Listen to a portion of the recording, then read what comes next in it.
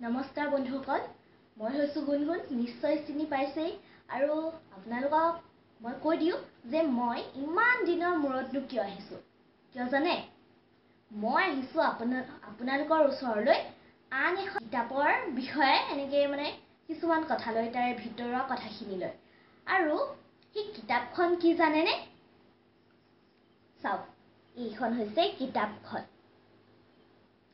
কিতাপখনৰ নাম কিয় এনে হৈছে? লেখিকা বন্দিতা ফুকন।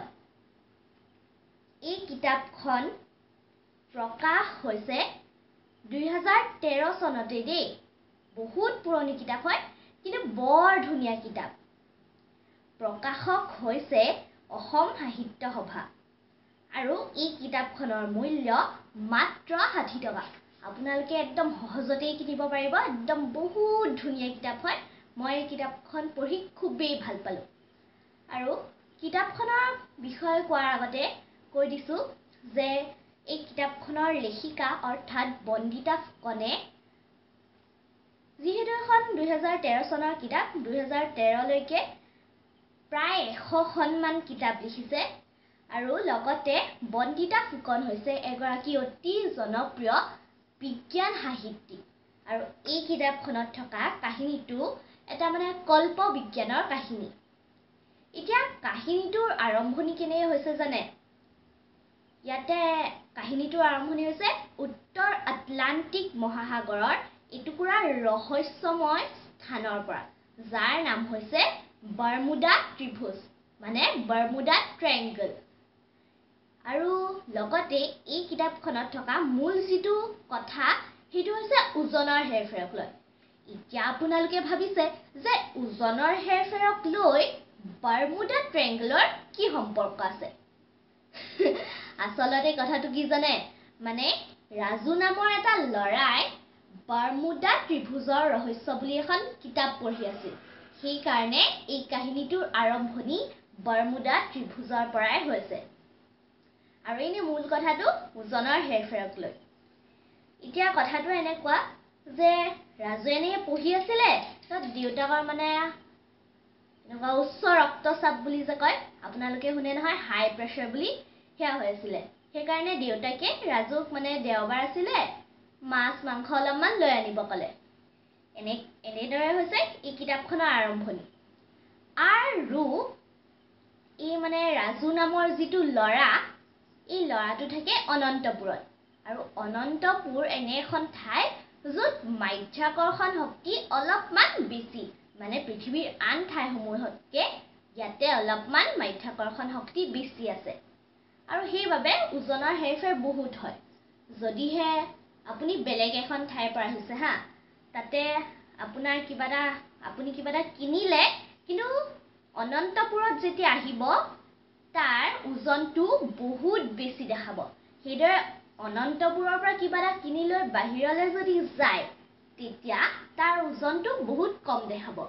এনেদৰে হৈছিলে অনন্তপুৰৰ এই ওজনৰ হেৰফেৰ। সেইকাৰণে তাৰ মাছৰ বেপাৰী, মাংসৰ বেপাৰী, শাক পাচলিৰ বেপাৰী সকলোৰে ব্যৱসায়ত বহুত অসুবিধা হৈছিলে। কাৰণ চবেই আৰু ভাবিছিলে, ইহঁতি দেখোন আমাক ঠগে, কেনে হ'ব এনেকৈ, সেই বুলি ভাবিছিলে। আৰু ইয়াতে কিছুমান ঘটনা ঘটিছে।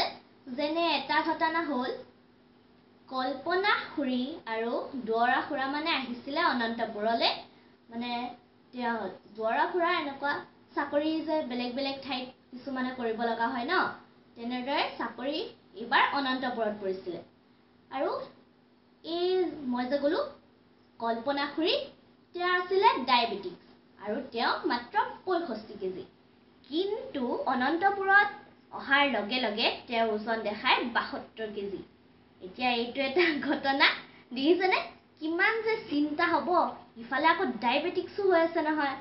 আৰু লগতে অনন্তপুৰত এবাৰ নহয়, এখন ক্ৰিকেটৰ মেচ হৈছিলে আৰু তেতিয়া বাহিৰৰ পৰা যিসকল খেলুৱৈ আহিছিলে, আৰু তেওঁলোকে অনুভৱ কৰিছিলে যে যিখন তেওঁলোকৰ ক্ৰিকেটৰ বেট, সেইখন ওজনটো অলপমান বেছি পাইছিলে আৰু সেইকাৰণে খেলাটো অসুবিধা হৈছিলে। কিন্তু অনন্তপুৰৰ পৰা যিখিনি খেলুৱৈ গৈছিলে, আৰু তেওঁলোকে সহজে খেলি লৈছে, কাৰণ তেওঁলোকৰতো এনেকৈ হৈ গৈছে আৰু সুবিধা হয়। এতিয়া একদম এডজাষ্ট হৈ যোৱা বুলি যে কয়, একদম তেনেকুৱা হৈছে আৰু লগতে এবাৰ অনন্তপুৰত এখন মানে চিনেমাৰ শ্বুটিং হ'বলৈ লৈছিলে আৰু এনেকৈ হৈ আছে আৰু কিন্তু যিখিনি মানে অভিনয় কৰা মানুহ আৰু বা কেমেৰা পাৰ্চন সকলো মানুহ একদম মেলেহুৱা হৈ পৰিছে আৰু মানে এটা গানৰ শ্বুটিঙৰ কাৰণে তেওঁলোক টাৱাঙলৈ গৈছিলে আৰু টাৱাঙত যি ধৰণেহে তেওঁলোকে উৎসাহ দেখাইছে কি ক'ব মানে এই ধৰণৰ ঘটনাবোৰে এই কিতাপত আছে আৰু কোন জানো মানুহ এজনে ক'লে নহয় এই অনন্তপুৰত বোলে ভূত প্ৰেত আছে কিন্তু চিন্তা নকৰিব ৰাজুৰ মোমায়েক পুনা মামা মানে ডক্টৰ প্ৰসন্ন বৰা অৰ্থাৎ এগৰাকী তেওঁ কি হয় এগৰাকী বিখ্যাত বিজ্ঞানী হয় তেওঁ অলপমান ৰিচাৰ্চ কৰি মেলি চালে আৰু গম পালে যে অনন্তপুৰত মাধ্যাকৰ্ষণ শক্তিটো অলপমান বেছি সেই কথা তেওঁ সেই অনন্তপুৰবাসীক জনালে আৰু তেতিয়াহে সকলোৱে শান্তি পালে তেতিয়া কি ভাবিছিল জানে চবে তেতিয়া ভাবিছিল এই সন্ন্যাসীবোৰো যে ইহঁতক এশেকাত দিওঁ নেকি তেতিয়া ডাঙৰ ডাঙৰ যিবোৰ মানুহ আছিল তেওঁলোকে ক'লে আৰু আমি জ্ঞানী মানুহবোৰে এইকণ ভাবিব নোৱাৰিলোঁ সেয়ে অলপমান কমকৈ পঢ়া মানুহ আছিল সেইবোৰক আৰু কিনো কৰি থাকিম সেই বুলি ভাবিলে আৰু এইটো হৈছে এই কিতাপখনৰ যিটো মূল কাহিনী এইটো হৈছে আৰু মোৰ কিতাপখন পঢ়ি খুব ভাল লাগিল কিতাপখনৰ পৰা মই দুটা নীতি শিক্ষা পালোঁ প্ৰথমটো হৈছে যে মানে কিতাপখনৰ শেষৰ ফালে যে আছে আমি এই অন্ধবিশ্বাসসমূহ যেনে ভূত প্ৰেত আদি বিশ্বাস কৰি কোনো লাভেই নাই আৰু ২ নম্বৰটো হৈছে